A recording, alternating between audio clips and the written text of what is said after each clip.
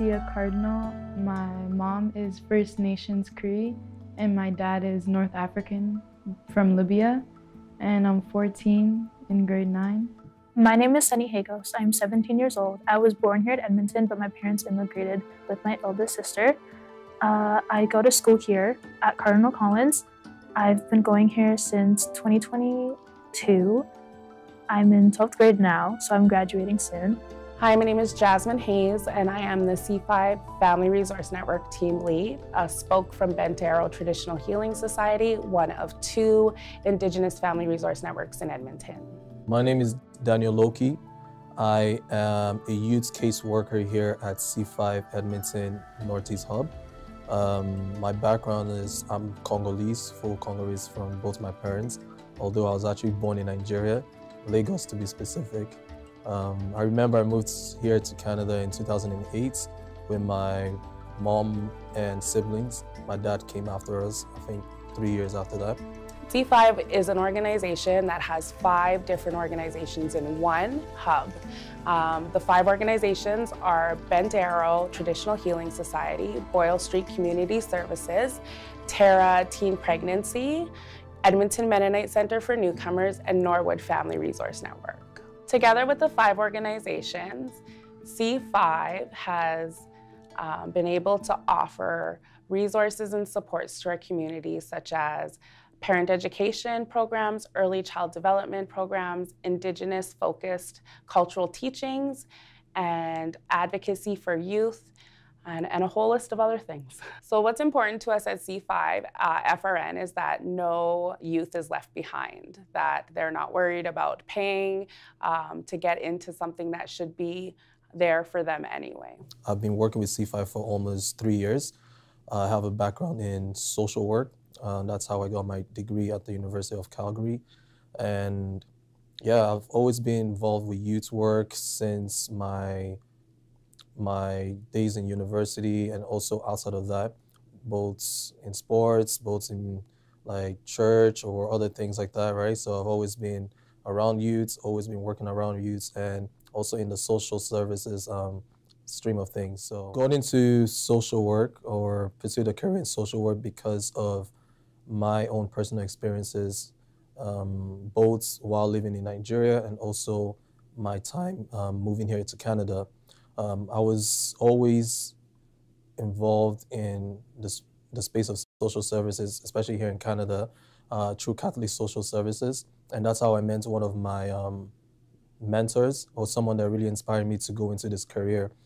He was also a youth worker, and I was very inspired by his work and his engagements in helping marginalized youth, African immigrants like myself and my siblings as well, getting them integrated into the Canadian system, and also giving opportunities to show that there are other options in this life than what we might have known or what we don't even know, right? So one of my biggest motivations of going into social work was to be a mentor for people like myself, African immigrants, and also families as well. One of the significant experiences I remember living here in Canada was in my high school days. I remember there was a sense of pressure to fit in with people, who are interested in different things. In high school, there were youths or people my age that wanted to be involved with themes of making money, drugs, sports, music, and we also had youths that wanted to go into professional things in life, like maybe becoming doctors, teachers, and lawyers that our parents always wanted us to be, right? But there were so many things going on in high school that the one thing that really impacted me was just that sense of pressure to just be a part of something. And if you weren't a part of anything, you would be isolated and you would feel lost. And it's one thing that I remember, that if I were to just confirm to the negative side of things, I can already tell where my life would have gone in terms of how negatively I would have been affected and what path I would have been in. And that's another thing that makes me more motivated in my work as a youth worker because I understand that there's that sense of pressure that youth face in high school, which can really impact what they do and who they become later on in life. So my work is always to be able to share that connection, that experience that I had with them, even though it's not the same, but I can always relate to them in that sense and give them another aspect or another source or idea of way of thinking that can hopefully get them into the right trajectory of life. Some of the feedback that we've heard from our youth that is a success for our organization is that we are able to take away a lot of theft of services that happen at the Clairview Recreation Center by offering wristbands to the youth who won't be able to financially obtain them, whether it be because their families don't qualify for the leisure access programs that are offered from the City of Edmonton, or they haven't done taxes. There could be many different barriers that are in the way of families not being able to obtain something that should be free to them. When I was younger, one of the core memories was having a place for me and my brothers to go when my parents had to work or we were just kind of left by ourselves. There was always somewhere for all three of us to go, and we never felt like we were left behind. And this is something that we offer at C5 Family Resource Network. For example, we offer early child development programs that tie into those who have child services interventions and need family supervised visits. We also offer early child development programs such as ages and stages questionnaires to make sure that children are developing correctly on their path. And knowing that not all children are the same, and having their parents also understand that learning through play is one of the best ways to be a part of the community, but also our space here. One of the reasons that I decided to start my career in early child development is because social work didn't work out for me. The reasons why social work didn't work out for me is because it hit a personal note in my life. I lost my husband to a heroin overdose, and from that I learned that it's probably better to reach our young ones inside of a school rather than on the streets when it's a little bit too late. As a result of my personal experience, I really wanted to give back to my community, and by doing that was becoming a social support in the community and in our Clairview Recreation Center. Some of the resources and supports that we offer to our youth are the things that they have highlighted that they need for them. Housing supports, food supports, domestic violence supports that are for the whole family as a wraparound, not just for the youth themselves, but something that will help the entire family to be better. Since I was young, I've always been like kind of more outgoing, talkative, and like active, if I'm gonna say, but I never got into sports when I was younger. So when I had the opportunity in middle school, 7th grade, to get introduced into basketball, like in the beginning I wasn't really good at it, but I liked being in it because it kind of introduced me to a new community of girls my age and like just 2 years older. Like after I started going and I stayed in it, it's like you have a sense of belonging. And honestly, like at least my experience was with really great people, and you get to try like a lot of new stuff. Like my first basketball game, I was really scared, but you get used to it.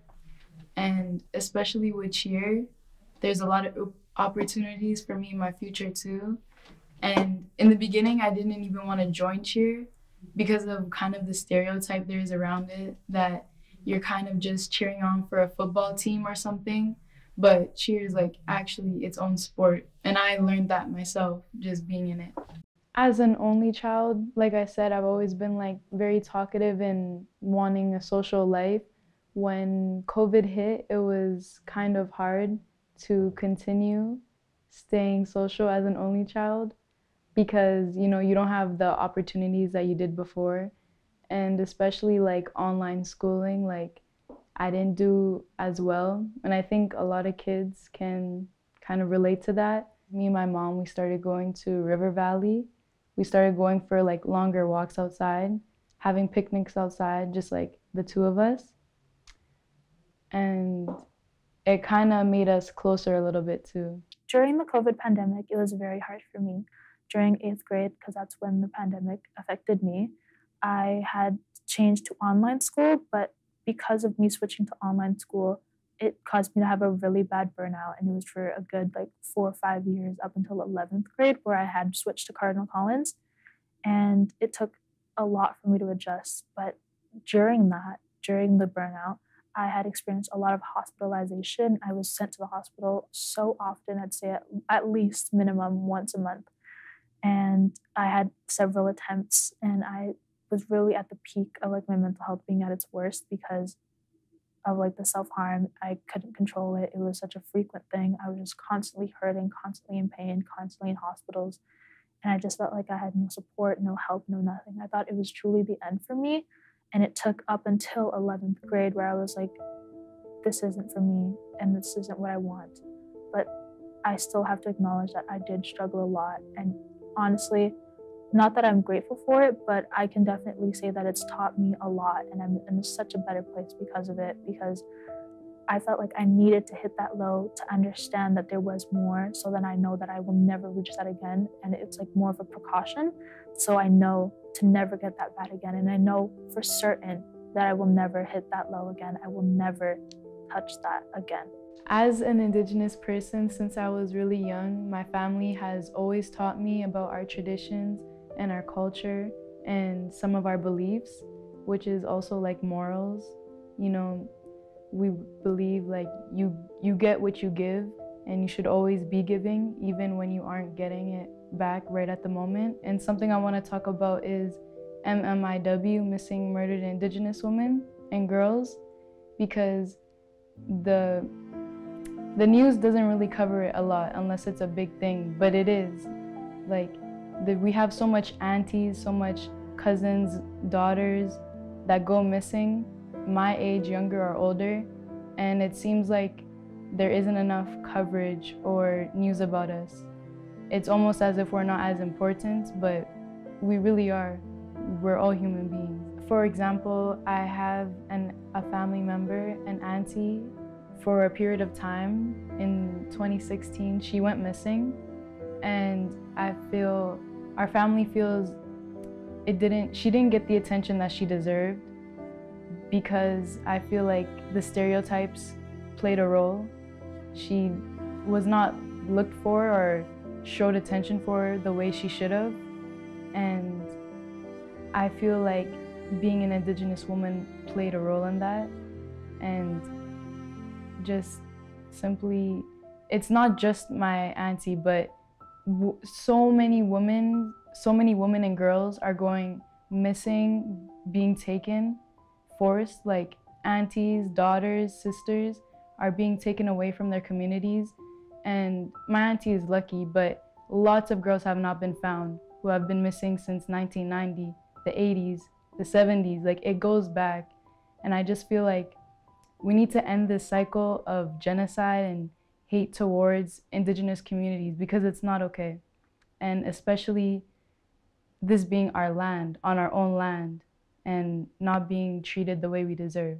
When you're younger, all you really do have is school and coming home. And home is already stressful because I had been in the system and I was just adjusting to everything that was going on, and going to a new school.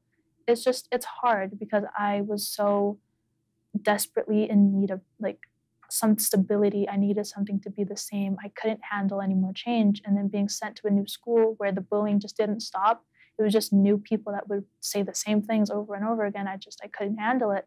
And that just made my mental health worsen so much more than it was already at. I struggled a lot more with self-harm and suicidal ideation kickstarting 6th grade, which is when I was at the new school. And it was just hard for me because knowing that, again, school was just one of those things that even though I was doing good in school, it wasn't where I wanted to be. It wasn't something that was making me happy anymore. And going home, I felt like all I could really mention was school because I thought that that's all that was being expected of me. I didn't realize that it was a place where I could honestly and openly say how I was feeling, what I was struggling with. So all of that bottled up really did make me lean into self-harm. And it was hard. It was very, very hard. I didn't want my mental health to just be one of those other things that was just reoccurring because there's already other people in my family that had struggled because of generational trauma. Like my parents, they had struggled. My older sister, they had struggled. Coming here was a hardship. They worked and they're continuing to work even now, and it's not easy. So I just didn't want to be another stressor. I would rather have worked with it on my own because I thought that that's all I could do. I was just very independent. But with that independence, I ended up forming friendships that were really unhealthy because I just had been so dependent on them because I was already alone for so long, being bullied, and then coming home and feeling like I didn't have the space. So when I had friendships, I knew that it was supposed to be a partnership, that you could talk about things, but I didn't realize that doing that could grow into something that was unhealthy and unsafe for me. And eventually I had to end those relationships because it just wasn't okay for me. And me ending those relationships really made me realize that I did have to look out for myself, and self-harming and the attempts that I had for like a couple months ago was my last attempt. It was extremely severe. And I had, even prior to that, I had multiple attempts, like frequently, like I'd say every month I was in the hospital. So I just realized that this wasn't okay for me, and ending those unhealthy relationships, getting out of the hospital and really just realizing that this isn't the life for me, this isn't good for me, that really helped with everything. And it just made me look out for supports. And now I'm in therapy, I'm on medication, I'm at a better school, a school that I'm very happy with. And soon I'll be graduating, and then eventually I'll be going into social work and doing everything that I want to do. And that just really helped with everything because now I know that there is more. There's more than just struggling, there's more than just being sad, there's more than just trauma and like all of these terrible experiences. They don't define me at all, and they don't define anyone at all. Like, it's okay to go through things, it's okay to have trauma, it's okay to be like hurt, but that doesn't define you, and it definitely doesn't define me. And I know that now, and I'm better now, and I'm continuing to get better because I'm pursuing more. I'm not looking for death as an exit. I'm not looking for people to make things better for me. I'm making things better for myself because I have that power, I have that control. And that's what I've always wanted. I've always wanted control, but I just didn't realize that I could have that control myself. As much as I had been an amazing support to myself, and I do give a lot of props to myself, and I'm very proud of myself, I'm also extremely proud of the people around me, like my family, especially my mother. She had gone through so much, and also there is still a language barrier, and I know that, but that doesn't stop me from bonding with her, and she knows what's going on in my life. She's an amazing support. She's there with me all the time. She takes me to my therapy sessions. She's there with my psychiatrist. She helps me get my meds. She takes me to school. She does everything that I could ever ask her for. She provides, and she's an amazing support. My father, he works so we can have a roof over our head. He works so I can afford the things that I want. He works so we can have a good life, and that's what he's always been telling me and everyone. He works so he's doing it for us. He isn't doing it for him. He's lived his life. Everything that he does for us. And even my siblings, just their presence, it's just their presence alone. Like, they come around and I'm like, ugh, I'm so happy. Like, I love being around them. If I'm feeling some type of way, all they have to do is just say, hi, Sunny, or just walk into my room and everything's instantly better. Like, they truly are my entire world and more, and they know that. I adore them. And even with friends, like, I know that I've mentioned unhealthy relationships, but I don't have any of that anymore. I have a lot of amazing supports and amazing friends. And even one of them, Anaya, who goes to school with me, she is the reason why I got connected to C5 and got support here from like Daniel Loki, and even had the opportunity to have the space to talk about everything that I have because of them. It's not just me. I'm not on my own. I have these people. I have these supports, and I just needed to look out for them. And I have them now, and I'm so grateful, and I wouldn't be here and I wouldn't be where I'm at all if it wasn't for them. Some of the common themes I've heard from the youth I support here are centered around isolation. Poverty is a big theme here, given our neighborhood or community that we serve here in the Northeast Edmonton. Another thing is family violence, of course. That's something that comes up a lot. Also, lack of employment, and also difficulty integrating into Canadian society for newcomer youths who are just coming into the country and might be isolated or lack any form of guidance or information on how to go about things. So those are some of the themes I hear from the youths we support here. So some of the things that C5 offers to help youths in those areas or themes that I mentioned previously are around after-school programming. We offer programs that are free of charge to support youths and their families to be very much integrated in society and also to get them thinking about other plans in their life. So we have programs that are centered around sports, employment supports, other things around health in terms of finding a doctor for yourself. And other things could be in the areas of arts and full-on expressions. So it could be in the areas of media, picture program, or we have a program here called photo shoots where we have a facilitator that teaches youths ages 12 to 18 about the early stages of how to work a camera and take pictures in that aspect. We also have food programs to help students or youths who want to go into the food industry. So we bring in chefs who provide a whole holistic form of training in terms of how to be a chef, learn how to cook certain meals, and you also receive certificates. So these are things that we integrate to meet those needs that are in the communities, especially for our youths, because we find that the lack of resources, the lack of opportunities tends to keep them isolated and bring up those themes that we're really trying to take away in our work here at C5. Some of the things that I'm extremely proud of would have to be, one of the things that I accomplished with C5 would be my FoodWorks program certificate. It started in November. It was 2 times a week for the whole month. So 8 times I went to the FoodWorks C5 hub, and we got to cook with an amazing chef, Chef Allison. I have nothing but gratitude for her. I'm so happy that I could have been one of the first people that got to work with her as a teacher, because that was also her first time. So it was just like a new thing for the both of us, because I had never been in a cooking program. I did like cooking classes at school, but nothing like this. And it was her first time being a teacher, and I'm so grateful that I could be one of her like memorable experiences. And I'm so proud of myself for getting the certificate. And again, just thank you to Daniel Loki for even giving me the opportunity and like bringing me into the C5 like community and giving me the chance to accomplish all that I have. And I'm hoping that I can continue to work with them in the future. My Indigenous side has always been a big part of me, and just finding my identity, since it's really confusing how 2 totally different cultures clashing and like growing up with it, almost like you're picking parts trying to be one. Growing up, I got told a lot of the time, oh, you don't look native, you're not native enough, or you're North African, you're Libyan, you don't act like it. But when really it's like, I can do the blood work, I have native and African in my blood, but it's like, I don't need to prove that to anybody. If I don't look native enough, what does that mean? You know, I'm 50-50. I can't pick fully one side, but I feel like that's a part of my journey of finding myself. What do I feel comfortable with? How to express, but still be proud of both of my identities, almost make it as one. Because really, it's one identity, just I'm 2 cultures. And I'm just trying to find a way to like be myself, but also represent my community.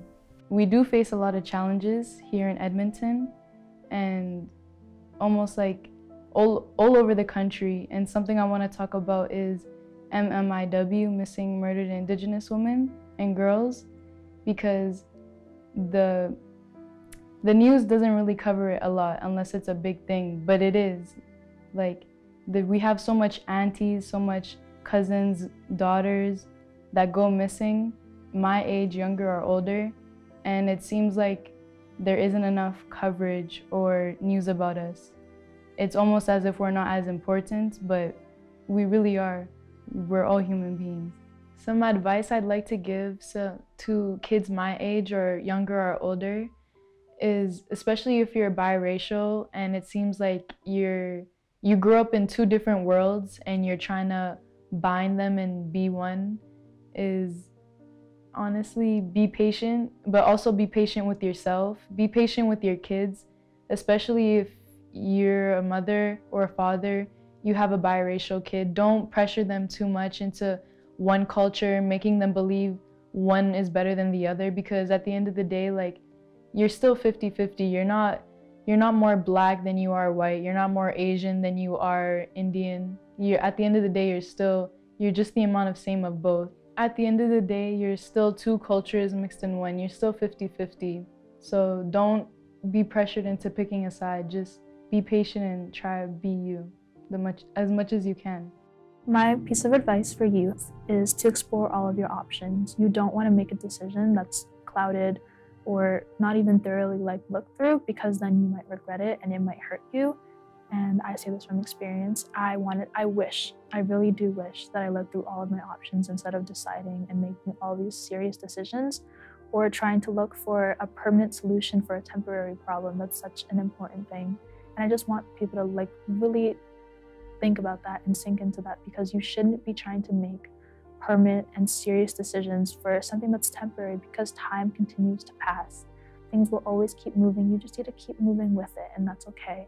Just again, look for everything that you can before deciding, because you never know. Maybe even if you think this is the best thing for you, maybe there's something better that you just haven't looked at yet. Just explore and allow yourself to explore, allow yourself to be free and wander a lot. One advice I have for the youth is just to keep going. Don't give up. Go to school right now while it's free. You don't want to be paying for it later. But just hold yourself accountable. You want to hold your parents accountable, but you also play a role in your future. And in order to make your future bright, you also have to show up. One advice I have for youth is for them to be very understanding, in the sense that you are not alone, that in a place like this, in a country like this here in Canada, Edmonton, Alberta, there are a lot of supports available for you. We tend to find that youths think they're alone and think that they can figure out things by themselves. But the truth is that you have a lot of supports and people around who are willing to help you out. It might not be the support that you need specifically when you go out to find that help, but just know there's always other avenues that best fit you and what you need. So always reach out, but just know that there are always supports available for you as well. The one piece of advice that I have for parents is to just take care of yourself, because you already do such a great job of taking care of children like me. So you need to focus on you, because who else is going to? You are the parent, and you're an adult, so you have to take care of yourself. You have to make sure that you're eating, making sure that you're sleeping, making sure that you're well, you're happy. Do things that you enjoy as well. I know that you do an amazing job, and a hard job at that, of making sure that your children's lives are attended for, but you also need to attend to your own needs. It's very important. And because you can take a break, it's okay. I understand that you do a lot. We understand that you do a lot, but you still have to take care of yourself, because we appreciate you and we know what you're doing, and we see that, and we love that, and we love you for that. So just make sure that you are loving yourself too. One advice that I have for parents is to be patient. Be patient and be kind. The world that our youth are living in right now is not the same as it was when we were younger. There's lots of different things that play a role in their lives, like social media and their friends. A lot of people are struggling just to make ends meet, and be patient with yourself, but be patient with them as well. One advice that I would like to share with parents is to be very involved as much as you can in your children or youth's lives. We find that a lot of the issues that come up are usually centered around what's going on at home, and a lack of stability at home tends to be reflected on the youths or the children.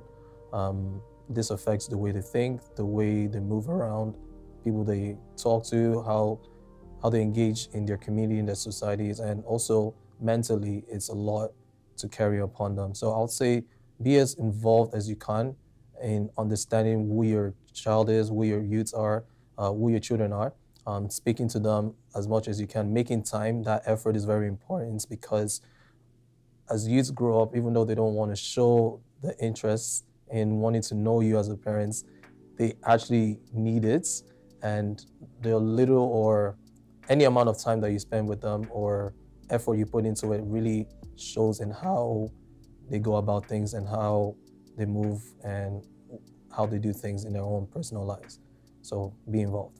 I know that for some of you, this isn't going to be easy. Honestly, nothing is really easy when you're struggling, but there is hope, there is more, and it's just something that you need to look for. So please, please reach out. Find supports, whether that be a parent or a trusted friend or even a teacher, just anyone, just someone with authority, somebody that's older, somebody that can help you and guide you, because you need the help, you need the support, and it's not bad, it's not scary. Oh no, actually, it can be very scary, but it's not a bad thing. It's okay. Sometimes things that are scary are just things that you just need to like go through first, so then they're not scary. Like, you just gotta try. Like, even something silly like some people are scared of spiders. Like, maybe if you're just around a spider a lot, you just won't go as scared. Or maybe like your first day of school, it's just the first day of school that's scary, you know this. And that is how it can be for mental health too. Like, it's just something that you need to step through first. Baby steps first, always. Don't try and leap into anything. Don't try and jump into everything. Just take it easy, take it slow, because you have time. You have so much time, and I know that can be scary, but you have time. And for those that struggle a lot more with mental health, or even struggle with being comfortable or getting to know your own disabilities, like myself, I'm still learning, just know that it does get easier. You just gotta give yourself the time, and also give yourself the space to explore what this really is for you, like whether it be with mental health, like what do you think about? What do you feel? Or with your disability, how does this affect your life? How does this change you? What do you need? Just really accommodate for yourself and let yourself be everything that you are, because it's okay and you're fine just the way that you are.